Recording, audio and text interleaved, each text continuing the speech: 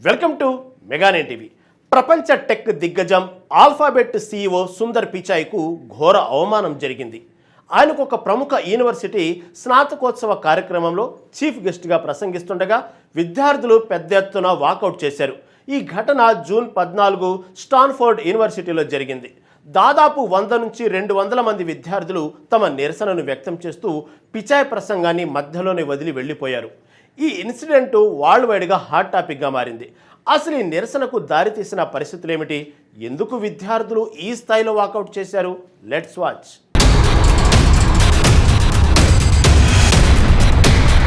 ఈ వాకౌట్ వెనుక ప్రధాన కారణం గూగుల్, అమెజాన్ సంస్థలు ఇజ్రాయెల్ ప్రభుత్వంతో కుదుర్చుకున్న ప్రాజెక్ట్ నింబస్ ఒప్పందమే.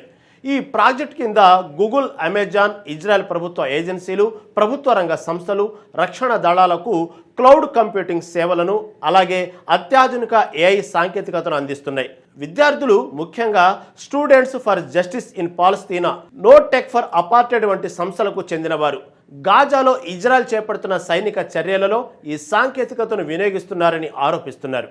ఈ నేపథ్యంలోనే పిచాయ్ ప్రసంగిస్తుండగా తమ నిరసనను తెలియజేస్తూ విద్యార్థులు సభ నుండి బయటకు వెళ్లిపోయారు. కొందరు విద్యార్థులు పాలస్తీనా జెండాలను పట్టుకొని ఫ్రీ పాలస్తీనా అంటూ నినాదాలు చేశారని కూడా సమాచారం. ఈ ఘటన రాజకీయంగా, సామాజికంగా అనేక చర్చలకు దారితీసింది. ఇజ్రాయెల్ పాలస్తీనా సంఘర్షణలో టెక్ కంపెనీల పాత్రపై అంతర్జాతీయ సమాజంలో విస్తృతమైన ఆందోళనలు వ్యక్తమవుతున్నాయి. అమెరికాలోని పలు యూనివర్సిటీల్లో గత 3 సంవత్సరాలుగా ఇజ్రాయెల్ చర్యలకు వ్యతిరేకంగా, పాలస్తీనాకు మద్దతుగా నిరసనలు కొనసాగుతున్నాయి. ఈ వాకౌట్ కూడా ఆ నిరసనల పరంపరలో ఒక భాగమే. ప్రభుత్వం, కోర్టుల స్పందనలు లేకపోయినప్పటికీ ఈ సంఘటన టెక్ దిగ్గజాలపై నైతిక బాధ్యత, సామాజిక ప్రభావంపై కొత్త ప్రశ్నలను లేవనెత్తింది. విశ్లేషకుల ప్రకారం భవిష్యత్తులో టెక్ కంపెనీలు ఇలాంటి ఒప్పందాలు చేసుకునేటప్పుడు మరింత జాగ్రత్తగా ఉండాల్సిన అవసరం ఉందని ఈ ఘటన తెలియజేస్తోంది. ఈ ఘటన తర్వాత కూడా సుందర్ పిచాయ్ తన ప్రసంగాన్ని కొనసాగించారు. ఆయన తన ప్రసంగంలో నిరసనలు, ప్రాజెక్టు నింబస్సు లేదా గాజా గురించి ఎక్కడా ప్రస్తావించలేదు. బదులుగా విద్యార్థులకు ఆశావహ దృక్పథంతో ముందుకు సాగాలని, కఠినమైన నిర్ణయాలు తీసుకోవాలని, ఆసక్తికరమైన పనులు చేయాలని సూచించారు.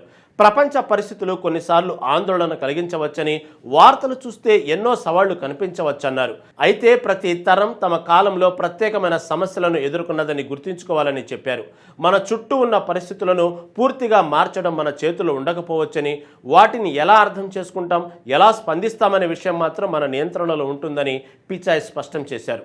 సవాళ్లను అవకాశాలుగా మలుచుకునే దృక్పథం ఉంటే మంచి ఫలితాలు సాధించవచ్చని విద్యార్థులకు సూచించారు.